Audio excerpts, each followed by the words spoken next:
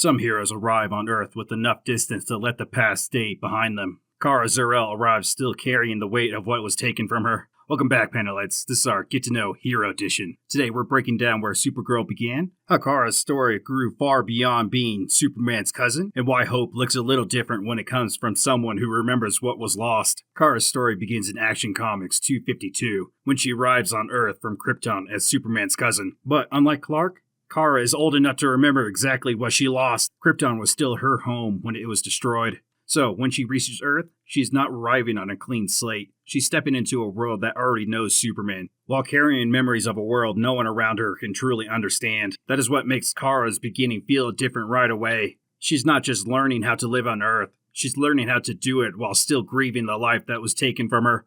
One weird piece of Supergirl history a lot of people miss is that Kara was not the actual first Supergirl idea to hit the page. A year earlier, in Superman 123, Jimmy Olsen used a magical tome to wish for a superpowered female companion for Superman, and that temporarily made Supergirl appear. She got in the way, saved Superman, and then asked to be erased from existence. This strange little piece of Silver Age history makes Kara's eventual arrival feel much more interesting in hindsight. In Supergirl Rebirth, Kara gets pulled into a more grounded story. The scale pulls back, Earth comes closer, and Kara has to figure out how to build a life while still carrying everything that comes with being Supergirl. She's not only a symbol in the sky, she's also a person still trying to figure where she belongs. Kara's story gets more expansive once the books stop treating her like she's only there to mirror Clark. Woman of Tomorrow throws Kara into a harsher world and shows how much steel she can carry without losing her compassion. She still feels like Supergirl, but now the edge feels less raw and more like tempered steel.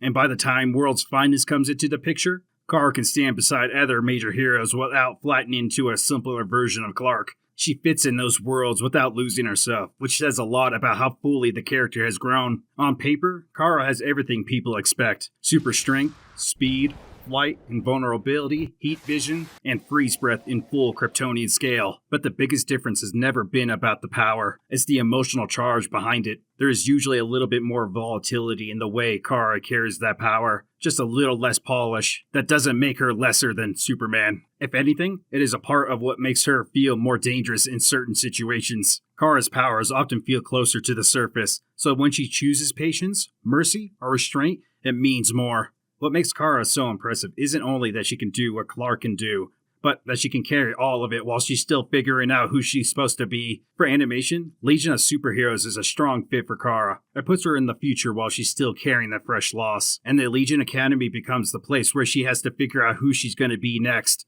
Kara's live-action history stretches across more eras than people usually think. The 1984 Supergirl film put her on the screen long before the modern comic book movie universes became the norm. The CW series made Kara the live-action Supergirl a whole generation grew up with, giving her room to feel more human without shrinking what made her heroic. And now, by the time of this recording, she's stepping into the DC cinematic universe with the Supergirl film, making her live-action history feel less like scattered appearances and more like a character who has never really gone away. In games, Injustice 2 puts Kara into a world where she's easy to mislead at first, especially with Wonder Woman's influence, and Batman painted as the one who betrayed everything. But the more she sees Clark's rage and tyranny, the faster the illusion breaks. Kara turns away from the regime and moves back towards what she should represent on Earth in the first place, and, more importantly, what kind of Kryptonian she's going to choose to be. In Supergirl issue 1, Kara returns to Midvale and immediately finds that someone has already been operating there in her place. That turns the story into a question of identity, not only who Supergirl is, but what happens when her symbol is already being worn by someone else. Then the upcoming Supergirl, The World, in 2006 broadens her reach even further, using creators from around the world to show how much Kara's story can carry across different places and perspectives.